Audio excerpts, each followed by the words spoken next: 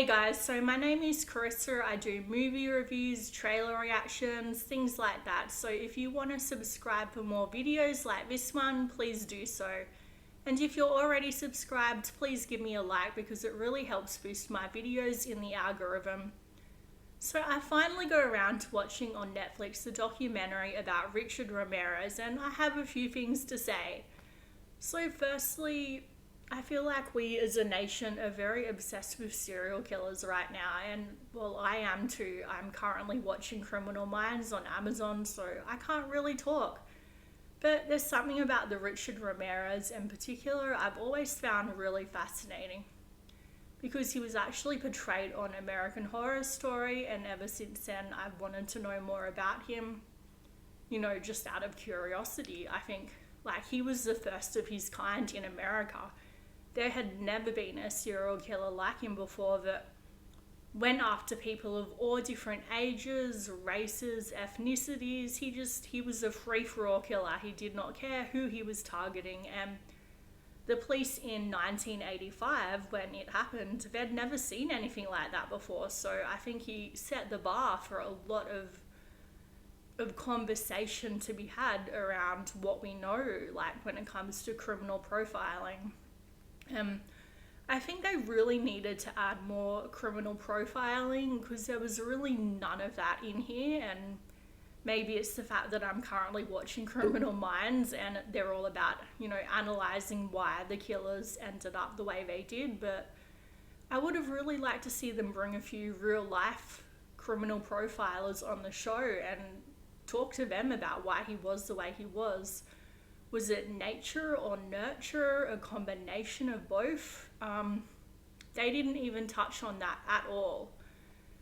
And they touched a lot on the cops, like the cops that were involved in apprehending him, in hunting him. They talked a lot about their home life and nothing about Richard Ramirez himself's home life, his childhood. Like, they touched on it for maybe 1 minute in 4 hours, and that was really weird.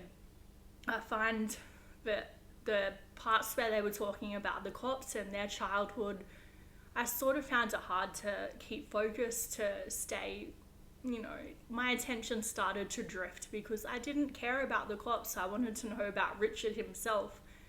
Like, obviously it was interesting hearing their stories to a degree because they were heavily involved in it, but they went so deep into their lives. I'm like, yeah, this isn't what I came here for.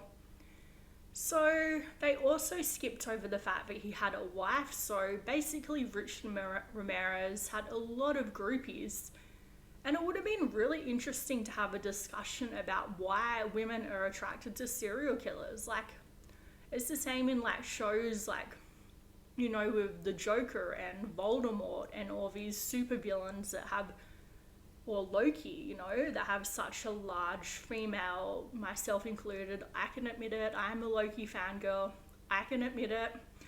But why they have such a large following, and of course it's way different to like a fictional supervillain and to like a real life serial killer. Like, I would never be attracted to someone who did those horrible things in real life, but a lot of women are, and I feel like it would have been really interesting to have people talk about that, about why he actually married one of them.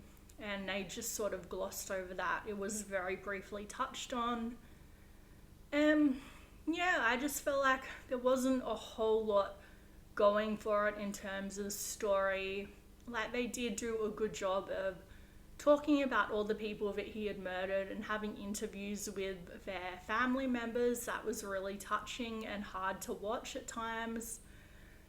But yeah, they had good cinematography. Like, for a documentary about a serial killer, I was actually really impressed with they had old videotapes of when it actually happened, and you could see him getting arrested, and then they would transition to like footage of the city and the skyline of Los Angeles. And yeah, I was impressed with the cinematography. I felt like it went a little too long. I felt like they could have cut it down to 3 hours and made it just hit on more of why we were there. We wanted to see Richard, not the cops and everything. And they had the videotapes apparently of him getting interviewed in prison, which they didn't really show a lot of. Like, we heard him talking a little bit from what I guess are the videotapes, but I think they must have had a lot more that they didn't show, which would have been really interesting to see. Like, he said that he was basically doing it all for the devil, that he was all about like Satanism, and as a Christian that's kind of terrifying, like, but also sort of like interesting to see why someone would go down such a dark path. So it would have been really interesting to see those videotapes with him, but I don't know about all the legal red tape behind it. Maybe they weren't legally allowed to show that footage, I don't know. But yeah, so honestly, I was really interested in it. I was never too bored. Like I said, I did lose interest at times, but yeah, I definitely think that it's worth a watch and everybody should check it out. I would give it probably a B-. So let me know in the comments down below if you've seen it, what you guys thought of it. I would be really interested to know. Thanks, guys.